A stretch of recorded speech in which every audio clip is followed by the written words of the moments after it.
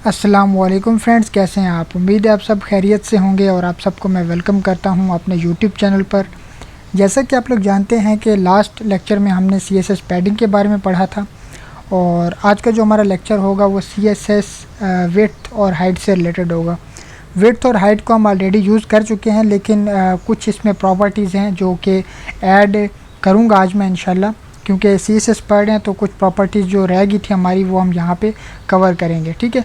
और पहले जो हमने पढ़ा था वो हमने HTML की हद तक पढ़ा था। तो आज हम बात करेंगे CSS विड्थ और हाइट के बारे में। तो बगैर टाइम वेस्ट किए हम अपने लेक्चर को स्टार्ट करते हैं। जी तो फ्रेंड्स, अब आपके सामने मैंने अपना वर्ड डॉक्यूमेंट ओपन कर लिया है और यहाँ पे अगर मैं आपको दिखाऊँ तो जितना भी कंटेंट अवेलेबल है ये हमारे टॉपिक से रिलेटेड है, CSS हाइट एंड विड्थ, ठीक है।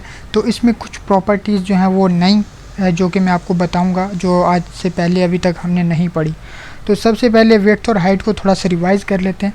The CSS height and width properties are use to set the height and width of the element, ठीक है। आपको क्लियरली समझ आ रहा है कि हाइट एंड विड्थ की जो प्रॉपर्टीज़ हैं वो हम यूज़ करते हैं किसी भी एलिमेंट की हाइट या विड्थ को बताने के लिए, ठीक है। अब the CSS setting height and width as it is वही बात हो रही है। सेकंड पैराग्राफ में रीड करता हूँ यहाँ से। The height and width properties do not include padding, borders और मार्जिन्स, ठीक है। यहाँ पे आसान अल्फाज में आपको बताऊँ तो हाइट एंड विड्थ की जो प्रॉपर्टीज़ होती हैं इनमें पैडिंग, बॉर्डर या मार्जिन वगैरह इंक्लूड नहीं होते। हमें अलग से ये प्रॉपर्टीज़ यूज़ करनी पड़ती हैं, पैडिंग, बॉर्डर या मार्जिन का अगर हमने यूज़ करना हो अपने एलिमेंट में। It sets the height and width of the area inside the padding, border and margin of the element. अगर हमने ये प्रॉपर्टी यूज़ की हुई है पैडिंग, बॉर्डर और मार्जिन की, तो इनके अंदर वाली साइड पे हमें क्या मिलेगी, विड्थ और हाइट मिलेगी, ठीक है। तो इसके बाद है हमारे पास the CSS height and width कुछ वैल्यूज़ होती हैं जो कि हम बताते हैं जब भी हम हाइट और विड्थ की प्रॉपर्टी यूज़ करते हैं। जैसे ऑटो का मतलब होता है कि डिफ़ॉल्ट होती है, और उसके बाद लेंथ में हम बता सकते हैं अपनी वैल्यू, जैसे पिक्सल्स में हम अभी तक बताते रहें। और इसके अलावा परसेंट में भी यहाँ पे देखें, ये परसेंट में भी हम बताते रहें। तो अपनी मर्ज़ी से आपको जो भी अच्छी लगती हो, जिसके ऊपर आपकी अच्छी कमांड हो, तो आप उसके अकॉर्डिंग यूज़ कर सकते हैं ये वैल्यूज़। तो यहाँ पे मैंने आपको लेंथ के बारे में बताया हुआ है, परसेंट के बारे में बताया हुआ है, ऑटो के बारे में। This is default the browser calculates the height and width, ठीक है। अब ये डिफ़ॉल्ट होती है और ब्राउज़र खुद ही ऑटोमेटिकली इसको हाइट एंड विड्थ देता है अपनी मर्ज़ी से। लेकिन अगर आप चाह रहे हैं कि आपने कुछ प्लानिंग की हुई है, आपने कुछ डिज़ाइन बनाया हुआ है, तो उसके अकॉर्डिंग अगर आप चाह रहे हैं कि आपका काम भी उसी तरह से हो, तो आप फिर यहाँ पे लेंथ या परसेंट का इस्तेमाल कर सकते हैं, ठीक है। उसके बाद the CSS height and width की एग्जांपल्स अब यहाँ पे आ गई हैं हमारे पास। तो एग्जांपल्स के बारे में पढ़ते हैं। सबसे पहले मैं क्या करता हूँ, अपना एडिटर ओपन कर लेता हूँ। एडिटर ओपन करता हूँ, यहाँ से मैं सबलाइम टेक्स्ट एडिटर पे मैंने क्लिक किया और थोड़ी देर में हमारा ये फ़ोल्डर ओपन हो जाता है। तो यहाँ पे मैं कुछ और काम कर रहा था, इस वजह से यहाँ पे मैंने ये फ़ोल्डर ओपन किया हुआ है। तो मैं अपना जो फ़ोल्डर है हमारा उसको ओपन कर लेते हैं और उसको मैंने रखा हुआ है डेस्कटॉप पे, वेबसाइट डेवलपमेंट। इसको मैं सिलेक्ट फ़ोल्डर करता हूँ और ओपन करता हूँ, ठीक है। तो उसके बाद हमने क्या करना है कि हमें यहाँ पे अब फाइल्स बनानी पड़ेंगी। जैसे हमारी जो लास्ट लेक्चर था CSS पैडिंग और CSS पैडिंग से रिलेटेड था, तो यहाँ पे हमने दो फाइल्स बनाई थी, एक CSS के लिए और एक HTML के लिए। इसी तरह से हमें एक फ़ाइल बनानी पड़ेगी यहाँ पे जो आज का हमारा टॉपिक है उससे रिलेटेड। तो मैं वेबसाइट डेवलपमेंट के ऊपर राइट क्लिक करता हूँ, न्यू फाइल पे मैं क्लिक करता हूँ और Ctrl+S की मैंने प्रेस की। और उसके बाद यहाँ पे मैं CSS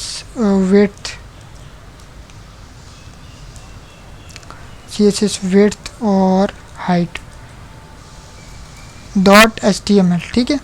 तो इसको मैंने क्या कर दिया, सेव कर दिया। अब दोबारा से मैं जाता हूँ अपने डॉक्यूमेंट में और यहाँ से देखते हैं कि क्या करना है हमने, ठीक है। तो सबसे पहले हम HTML में क्या करते हैं कि एक बेसिक सिंटेक्स जो हमें चाहिए होता है वो बना लेते हैं। HTML लिखने के बाद आपने टैब प्रेस करना है और आपको ये बेसिक सिंटेक्स मिल जाएगा, CSS विड्थ एंड हाइट, ठीक है। ये मेरा टाइटल हो गया और यहाँ पे अब मैं एक डिव बनाने लगा हूँ और इसके अंदर मुझे कुछ डमी टेक्स्ट चाहिए। लॉरेम लिखने के बाद टैब प्रेस करें और आपको ये डमी टेक्स्ट मिल जाएगा।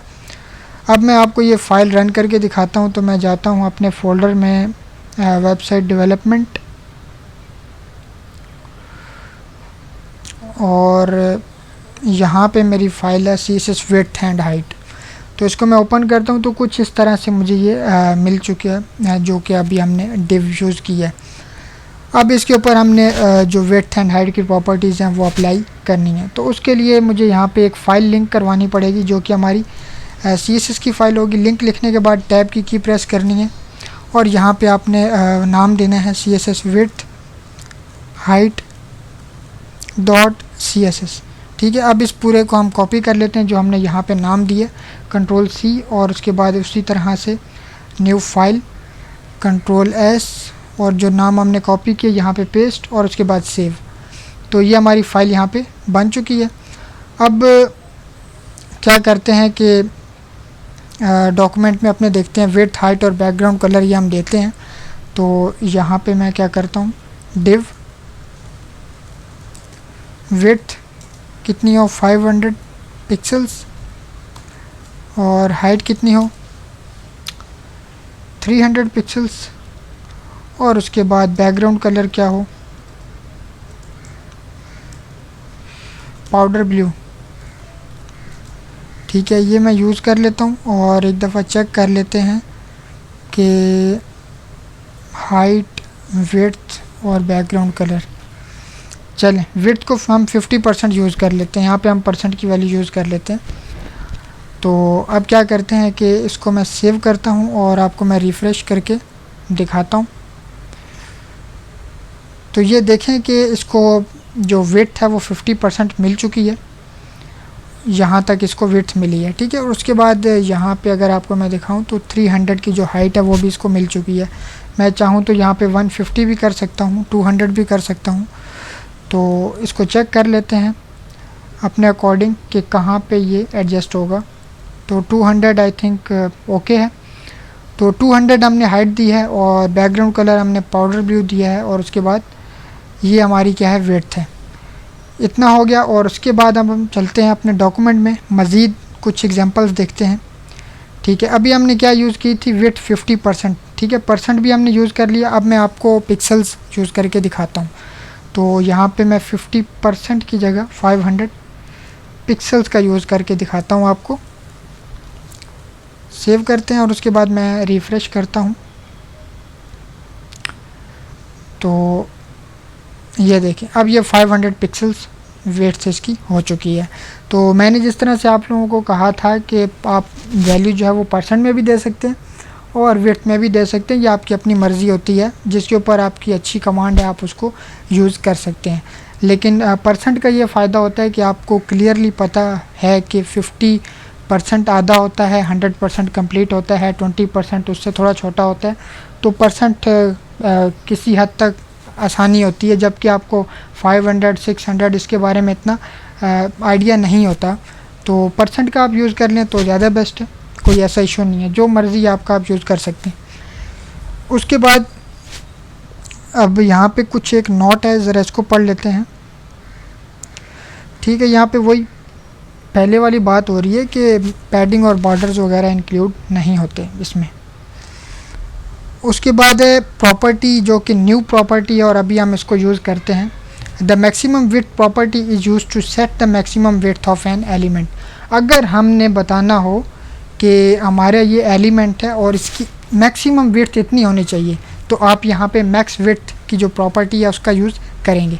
The max width can be specified in length values, मतलब आप अपनी मर्ज़ी से कोई भी वैल्यू यूज़ कर सकते हैं। ठीक है, ऑफ द कंटेनिंग ब्लॉक या एलिमेंट कोई भी है, और set to none, this is default, means that there is no maximum width. ठीक है, जो विड्थ आप बताएंगे उतनी ही विड्थ होगी उसकी। ठीक है, उसके बाद the problem with the div above occurs when the browser window is smaller than the width of element. The browser then adds a horizontal scroll bar to the page. अब होता क्या है कि जब आपका जो एलिमेंट है वो बड़ा होता है और आपकी जो स्क्रीन होती है वो छोटी होती है, तो वहाँ पे आपको एक हॉरिजेंटल रो दिखने लग जाती है। जैसे मैं आपको इसको मैं थोड़ा सा मिनिमाइज़ करता हूँ ताकि आपको समझा सकूँ।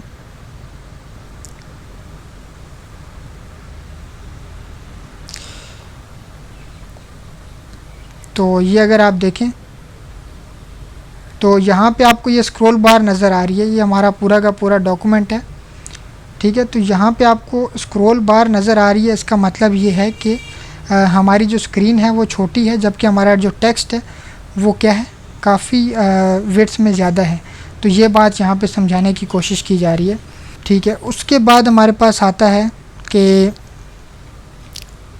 Use maximum width in said in this situation. अब अगर आप चाह रहे हैं कि ये आपको प्रॉब्लम फेस ना करनी पड़े तो आप मैक्सिमम विड्थ का यहाँ पे इस्तेमाल करेंगे ताकि ब्राउज़र की जो हैंडलिंग है वो अच्छी तरीके से हो सके, उसे पता चले कि स्मॉल स्क्रीन है, मुझे उसके अकॉर्डिंग इतनी विड्थ दिखानी है, तो वो उसको इजीली मैनेज कर लेगा, हैंडल कर लेगा, ठीक है। तो उसके बाद मैं ज़रा आपको ये यूज़ करके दिखाऊं ताकि आपको समझ में आए। तो अभी हमने विड्थ जो है वो 500 पिक्सल्स यूज़ की है, तो यहाँ पे अब मैं मैक्सिमम विड्थ इसके साथ ऐड कर देता हूँ। मैक्स लिखेंगे, उसके बाद डैश और उसके बाद सेव, ठीक है। मैं सेव करके और आपको मैं रिफ़्रेश करके दिखाता हूँ। तो यहाँ पे बज़ाहिर आपको कोई डिफरेंस नज़र नहीं आ रहा, लेकिन अगर मैं इसको स्मॉल स्क्रीन में कन्वर्ट करूं तो अब आपको नज़र आएगा। ये देखें, ये क्या कर रहे हैं, ब्राउज़र इसको हैंडल कर रहे हैं और मैनेज कर रहे हैं। स्मॉल स्क्रीन में ये देखें किस तरह से आपको शो हो रहा है। अगर आप बड़ी स्क्रीन करते हैं तो उसमें भी ईज़िली वो हैंडल कर पा रहा है क्योंकि हमने मैक्सिमम विड्थ बताई हुई है। अब ज़रा आपकी कन्फ्यूजन में दूर करने के लिए यहाँ पे मैक्स हटाता हूँ और ये भी मैं आपको दिखाता हूँ कि किस तरह से वर्क करेगा अगर हम मैक्सिमम विड्थ का यूज़ नहीं करेंगे तो। अब आप देखिए यहाँ पे आपको नीचे की तरफ एक हॉरिजेंटल बार दिख रही है, ये देखिए